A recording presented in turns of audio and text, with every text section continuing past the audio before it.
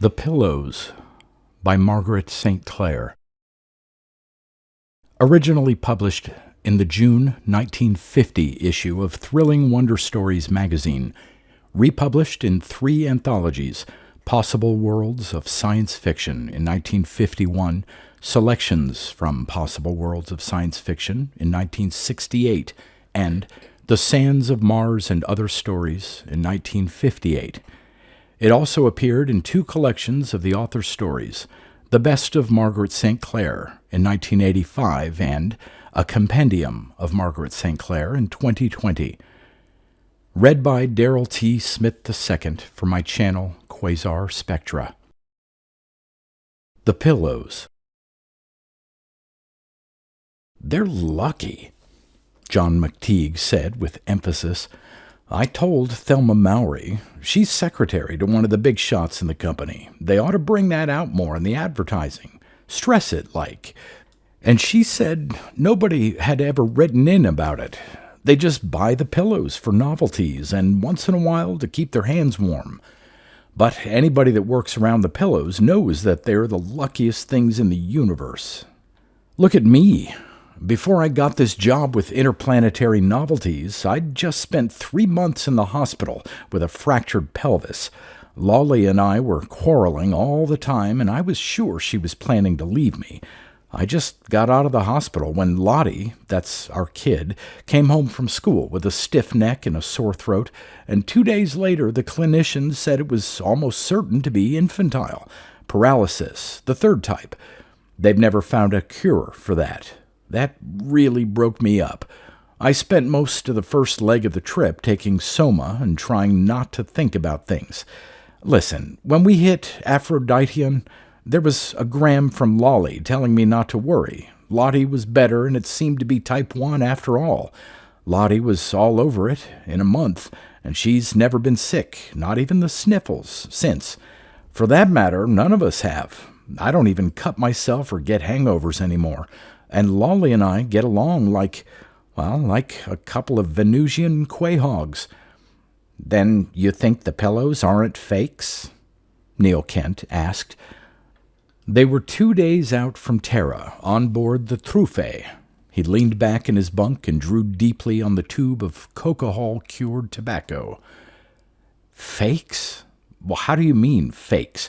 I know they're lucky. Ask anyone on the ship, and I know they stay hot. Lottie's had the one I brought her from Eschaton on that first voyage, sitting on the shelf in her bedroom ever since, and it's still as hot as it was when I dug it out." Kent sighed. He rumpled his blond hair and frowned. Here it was again, the evidence so utterly at variance with what he'd been able to get in the laboratory. Stick a thermometer near one of the pillows, and it registered 44 degrees Celsius at first, then showed a very gradual cooling until the pillow reached room temperature, where it remained. Yet everyone who'd ever handled a pillow or bought one at a novelty store knew they stayed hot. "Maybe there's some kind of gimmick in it," he suggested. "Something like those Mexican jumping beans my grandfather used to tell me about. Or maybe it's something the company rigged up, a little atomic motor, say." McTeague snorted. "Any time you can make an atomic motor to sell for 6 bits, he said, "let me know. I'll buy 'em up, sell 'em on the open market for $5, and become a millionaire. I never heard of Mexican jumping beans before, so for all I know, they're the same sort of thing.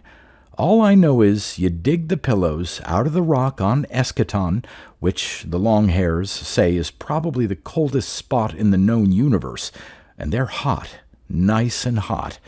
You can dig up some in a few days and see for yourself." "How do you locate them?" "Oh, we've got a dark side hexapod," McTeague told him. "He hates hunting them, sits down and shivers when he finds a colony. That's how we know where to dig." "What do you use to dig with?" "Atom blast, special design." "Ever damage the pillows with it?" Kent asked. "Nah, you have to train one right on them for about 15 minutes to make a dent in them. They're not only hot and lucky, they're tough." Kent was thoughtful. "You know, that's really remarkable." Oh, well, they're just novelties. McTeague spat into the incinerator, reached for the cards, and began to lay out an elaborate 3-deck solitaire. Kent went on thinking. It was that attitude expressed by McTeague's casual, oh well, they're just novelties, that had made him decide to spend his vacation working for the Interplanetary Novelty Company. He'd taken 4 or 5 of the pillows, they were about the size of sand dollars, black and puffy, into the laboratory and thrown a bunch of experiments at them. His fellow workers had kidded him both ways from the abscissa, and Dr. Roberts had called him into the office and told him, gently, that he really wasn't employed to investigate, children's toys, and that there was a group of very interesting experiments he'd like him to try on the low radioactives. So, now he was an ABS on the SS Truffe, bound for Eschaton. "Anything else on Eschaton?" he asked. "Nope, not another blasted thing. We bring back some of that greenish rock, though. It works up into nice paperweights." McTeague moved a long column of cards to a pile headed by a purple ace and went on playing. 10 days later they landed on Eschaton, a routine landing, but interesting to Kent, who had done little space traveling. He watched with fascination through the bow visiplates while the navigator snaked the ship expertly through a long spiral down to Eschaton's surface. "Getting an eyeful?" McTeague asked, joining him. "If you'd landed here as often as the rest of us have, you'd want to look the other way. Except for the pillows, and I consider myself honored to be on the same asteroid with them. I hate the place. A miserable little pebble, so blamed cold you'd be exaggerating grossly if you said it was frozen." He started to bite a chew of tobacco from the hunk in his hand and then checked himself. "No spitting in pressure suits," he said morosely. Overhead, the bullhorn began. "Fweet, fweet. Breakout pressure suits, breakout pressure suits. A working party consisting of McTeague, Willits, Abrams, Kent will leave ship at 16:30 to hunt pillows on Eschaton's surface. A working party consisting of atom blasts in number 5 locker, atom blasts in number 5 locker." As Kent got stiffly into his pressure suit, he saw McTeague, already hardly human in the florid bulges of his own suit, inserting the protesting hexapod into a special job for hexapods. It must have been 50 inches long. Kent switched on his suit's radio. "Look at the poor little tyke shiver," McTeague said. "He hates this hunting worse than pulling teeth." Then to the hexapod, "Never mind, Toots. When we get back, you can have a nice bowl of Vitamush and burl steak."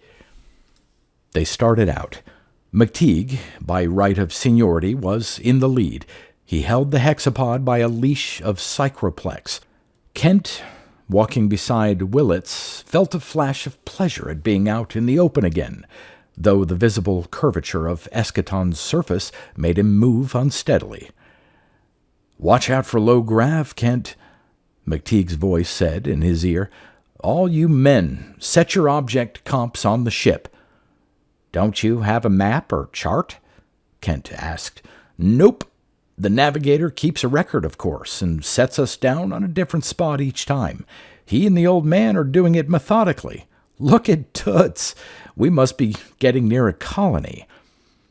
The hexapod was pulling back on the lead and struggling. McTeague took a firmer grip on the leash and began to tug him along. 300 or 400 yards further, and the hexapod sat down and refused to move. Kent could see him shivering inside his pressure suit. McTeague snapped the creature's lead onto a chock on his suit. "This is it," he said. "Kent, this is for you. The others have dug lots of pillows. Set your atom blast to 3 and cut out a section of rock about 2 feet square. Use your blast to pry it up. I'll show you how. And then cut it crossways twice so it's in 4s. By then you ought to be able to see the pillows. They're in cells, sort of, in the rock, if it is a rock." They began to work. Kent found a weird fascination in seeing the rock curdle and flow in the unearthly glare of his atom blast. "When you see the pillows," McTeague said over the suit radio, "take your blast and sort of flick down the edges of the cells, see, like this, and pick up the rock and shake them out. They come out easy." He fitted action to his words. Kent, imitating him, began to make good progress. "Little things, aren't they?" commented Teague. Out of his shoulder pack he drew a shapeless bundle and pressed a button on its side. It began to expand.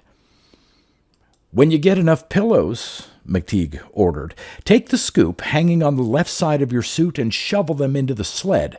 Those inflators are certainly a bright idea." When the party had been working for 3 or 4 hours, he asked Kent, "How do you like it?" The question took Kent somewhat by surprise. He straightened in his pressure suit. He hadn't, he found, been thinking about much of anything. He had been cutting out rock and extracting pillows from it in a mindless trance that was definitely tinged with pleasure. "It's nice, somehow," he answered.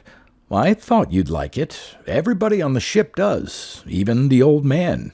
Except Toots. Yeah, except Toots." They finished with the colony of pillows. Further investigation with the blasts showed only 1 or 2 isolated specimens. "Might as well hunt another spot," McTeague said. "Look at Toots. See how he's pulling back toward the ship and at the same time has a sort of list to the right? That means there's probably another colony off to the left. Let's go." He started off to the left, pulling the big inflated sled and tugging the reluctant Toots after him. They had gone 4 or 5 kilometers when Toots suddenly reared back and began fighting the leash enthusiastically. "What's got into him?" McTeague said. "He doesn't usually act like that, even when it's a big colony. Abrams, you take his lead and the sled. I'll go ahead and see what's doing." "I might have known it was a stiff," he said when he returned. "Toots hates dead bodies, even worse than hunting pillows. Abrams, you hold on to Toots, and I want you 2 other men to come help cut a grave for whoever it is." "I thought nobody except us ever visited Eschaton," Kent said as they walked along. "Did he ever have a ship?" "Not around within seeing range. I suppose he could have come here on a life craft after a wreck, or maybe when he was marooned. It's been done. We'll get his identity badge and look through his sack before we bury him. Too bad we can't take him back to Terra. But it's too long for him to keep, and the old man hates dead bodies anyhow. Jonah's, he says." They came upon the body. The man had died in a pressure suit, on his feet, with an atom blast of recent design on his hand. His face was intelligent and young. "Looks like he was fixin' to dig for pillows," McTeague said. "Maybe Venus Novelties sent him out. I hate to say it, but in that case he deserved what he got. Anybody that would work for a scam outfit like that—" "What killed him, do you think?" Kent asked. "Hard to say. His shoulder tanks had plenty of oxy. They say death is always due to heart failure in one way or another. Get busy with that grave. I want it about 2 meters by 1 by 1. McTeague took the dead man about the waist and put him down on the surface of Eschaton. He opened the psychro-glass helmet and fumbled around the man's neck for the identity disc. "Edward Klutz," he read with the aid of his suit light. "The serial's K20, 4340. What's K20 anyhow?" "Scientific worker," Kent replied. Then I doubt Venus Novelties sent him. The disc was issued 4 years ago, so he hasn't been here less than 2 years or more than 4. Funny, he's not decayed at all. The suit heater usually keeps running long enough for them to spoil some." "That's only if the oxy runs out," Willits said. "He probably froze to death." "That could be. Let's see what he's got in his sack." McTeague turned the body over and opened the container on the back of the suit. He's got a lot of stuff. Thermometers and things. What's this gadget? Geiger counter, Kent replied. He had been watching with intense, almost strained attention. Looks like he was trying to investigate Eschaton, McTeague said. The poor chump. There's nothing here at all, except the pillows, I mean. Have you got the grave ready yet? Yeah, but there's a lot of pillows in the slab we just levered up, Willits replied. You want we should just leave them, or can we break down the cell walls and shake them out? McTeague considered. No reason why we shouldn't get as many out as we can, he said. He'll never know the difference. We're bound to leave a good many in the rock anyhow. Obediently, Kent and Willits began flicking their blasts back and forth over the cell walls and shaking the pillows out. When they had finished, McTeague put the body down gently in the hole they had left, and the slab was replaced. Then McTeague called Abrams to come up with the hexapod, and they all began digging pillows again. At the end of the shift, the sled was nearly full. Good day's work, McTeague said with approval. Don't let me forget to tell the old man about the stiff and give him the identity disc and stuff. It's got to go in the log. Will there be an investigation? Kent queried. Nothing to investigate. His heater stopped. McTeague sounded satisfied with his own explanation. I suppose. Kent was far from convinced, and yet he had to admit that McTeague was probably right. Edward Klutz had died when his suit heater stopped running. Could it have had anything to do with the pillows? He asked. McTeague turned and stared at him. With the pillows? Why, the pillows don't do anything at all except keep hot. On Eschaton? Well, Eschaton's their home asteroid. If they're going to keep warm any place, it's got to be here. They reached the ship, Toots leaping and frisking around them. Sometimes he got all 6 legs off the ground at once. The sled was taken up the gangplank and its burden of pillows emptied into number 1 hold. Kent held one of them in his ungloved hand, and it was hot. Yet not 8 hours ago he himself had dug it out of Eschaton's rock, the coldest spot in the known universe. After supper, Toots messed with the spacemen, and they all broke the old man's orders by slipping the hexapod bits of burl meat and gravy sticks under the table. McTeague came up to where Kent was sitting and began to talk. Kent, he said, I think finding that man's body upset you more than you realize. You don't want to let it get you down. A spaceman has to get used to things like that. That idea of yours about the pillows, for instance. That's the kind of crazy thing only a green hand would think of. The pillows. Why, they're just novelties, that's all. Kent nodded and leaned back in his bunk, trying to appear relaxed. McTeague watched him. After a moment, he looked relieved. Well, that's that. Want to play some Bizarrec? Kent nodded, but while McTeague was shuffling and dealing the cards, he went on thinking. What was it about the pillows that bemused everyone, put a glamour on them? There was some excuse for scientists, like Dr. Roberts. They had the whole range of the fascinating phenomena that the last 20 years had opened up for investigation to consider. Besides, most of them suffered from a form of scientific snobbery, a human desire not to make fools of themselves by investigating something that was only a novelty, a children's toy. But what about men like McTeague? Did no one beside him, Kent, find anything odd in the continued heat of the pillows? Presumably, Edward Klutz had.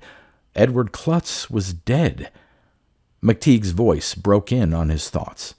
Do you mean to lead a trump? He pointed to the purple night Kent had just laid down. Oh, no, thanks. Before he went to bed that night, Kent put a thermometer by one of the pillows he had dug up.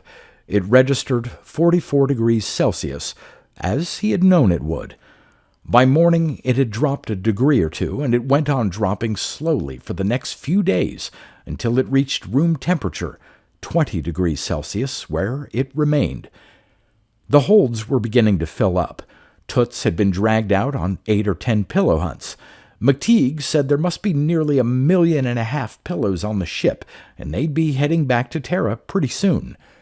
Still, Kent was baffled by the pillows. Every time he dug pillows, he felt the same blank euphoria which possessed the others, and it was only when he got back to the ship that he could even wonder about them. What had Edward Klutz been doing with his thermometers and his sack full of gadgets?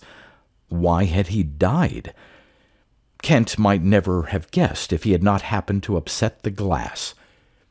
He had been reaching into McTeague's bunk for a magazine the big man had discarded, and his left elbow had struck against the long lapboard McTeague used to lay out his solitaires when he was in his bunk. Kent hadn't seen the glass of soma and ginger ale which was sitting on the end of the board until it started to fall over.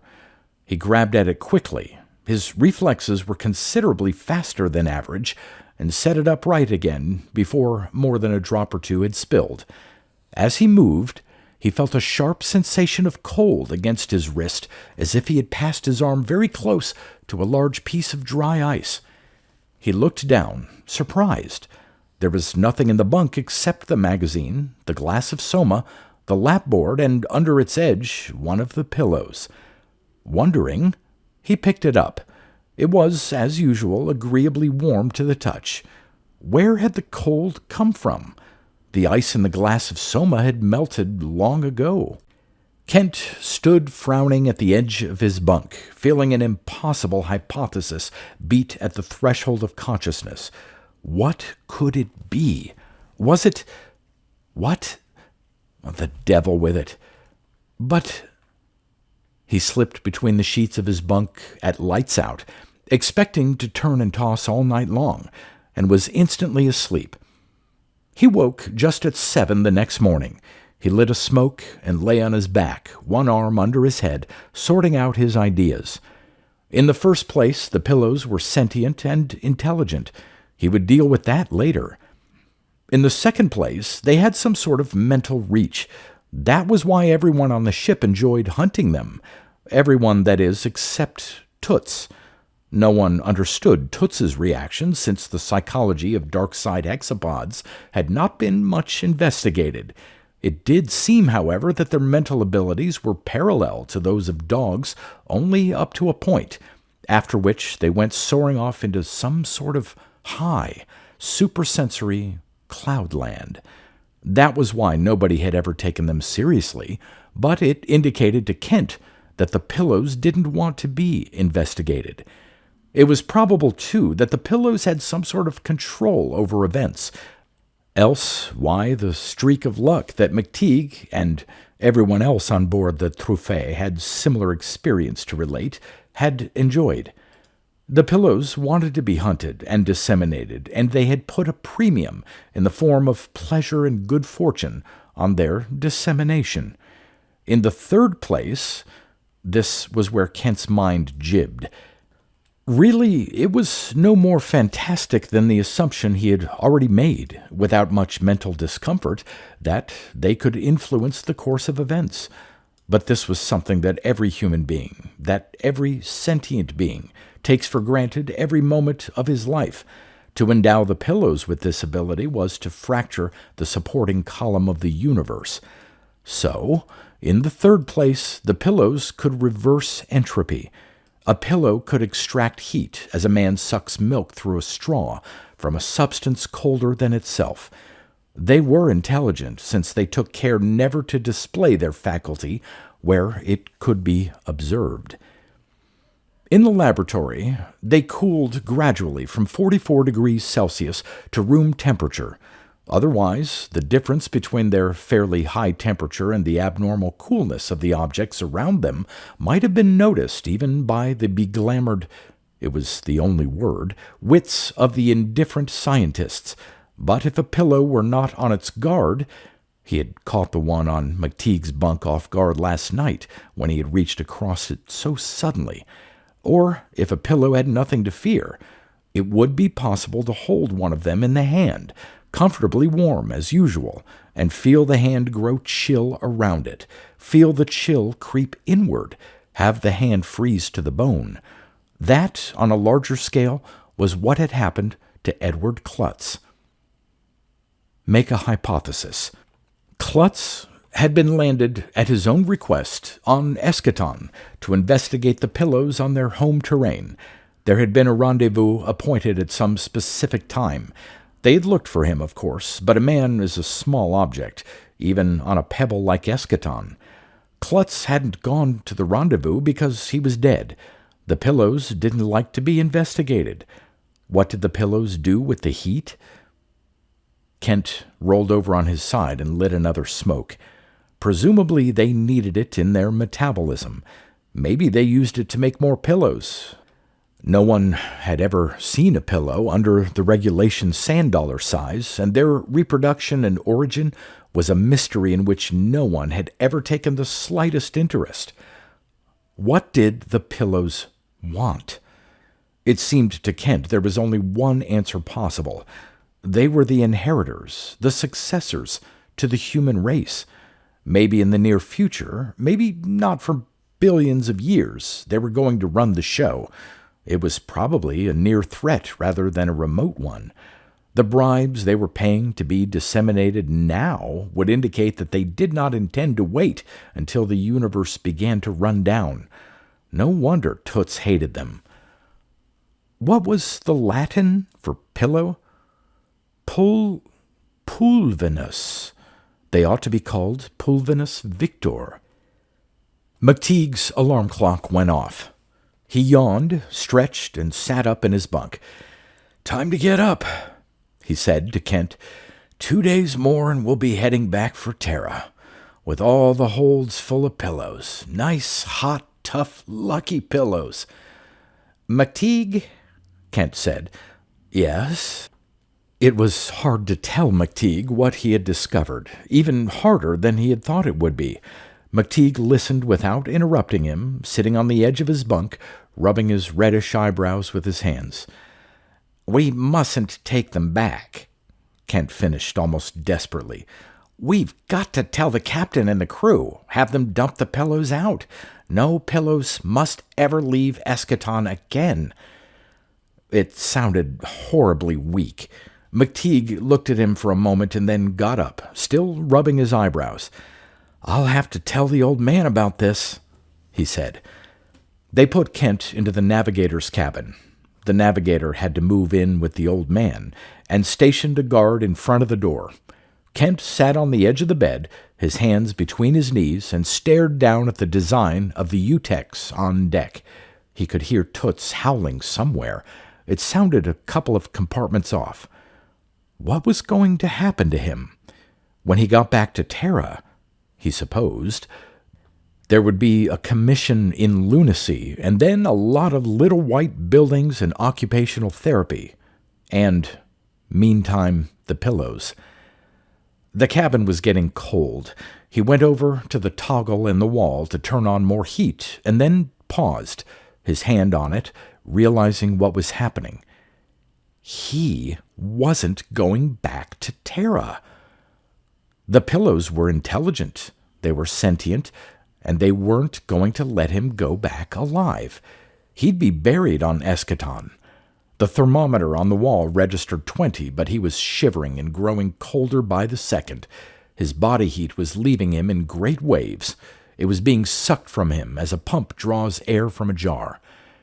As the incredible coldness closed over him, he found time to wonder how the pillows could direct their force, what their method of operation was, and he felt a flash of triumph at the thought that this would show McTeague and the others.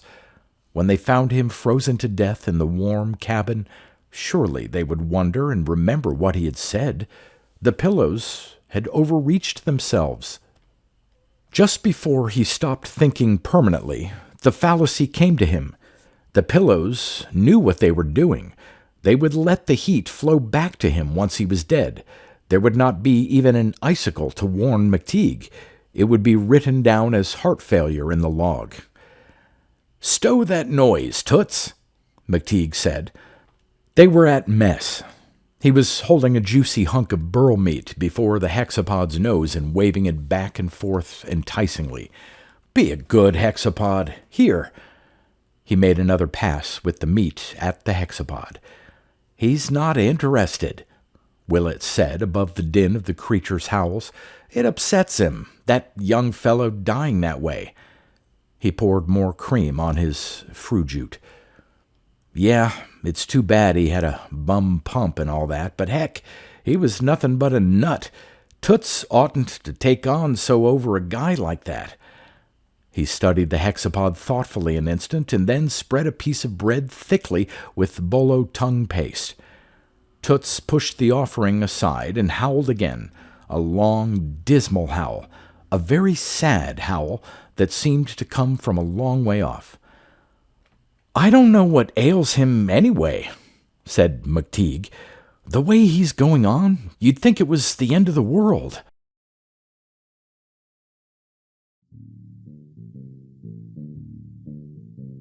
You've been listening to pre-1990s speculative fiction readings with a highlight on science fiction by Darrell T. Smith II.